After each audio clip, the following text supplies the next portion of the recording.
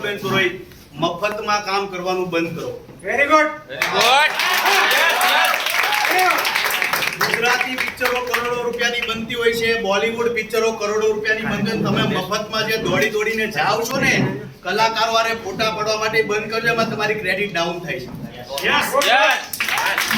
આપણે મહેનત કરીએ છીએ, હું કામ કરીએ છીએ, મેકઅપ કરીએ, મહેનત કરીએ, દુનિયાભરના કન્ટેન્ટ મગજમાં લાવીને રાતે ઊંઘ નથી આવતી કે ભાઈ સવારે હું બનાવું છે. મહેનત કરીએ તમે કન્ટેન્ટ બનાવો, પછી ઈ કન્ટેન્ટ તમારું મફતમાં જાય ને એમાં કલાકારની વેલ્યુ ડાઉન થાય. મારા જીવનમાં મેં ક્યારેય કોઈ પણ કલાકાર પાસે મફતમાં કામ નથી લીધું. કલાકારની કલાનું તમારે સન્માન કરવું હોય તો એને કઈ વળતર આપવું જોઈએ.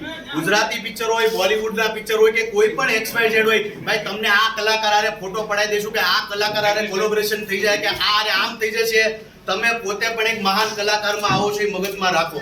વાહ ભાઈ વાહ.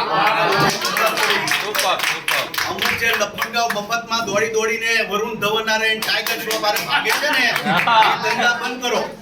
એમાં હર એક નાના કલાકારની વેલ્યુ ડાઉન થાય છે. બહુ જેન્યુઅન વાત કરું છું.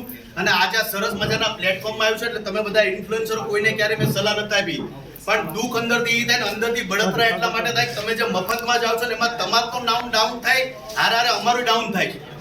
એટલે કલાકારની હંમેશા કલાનું સન્માન થવું જોઈએ કે ન થવું જોઈએ?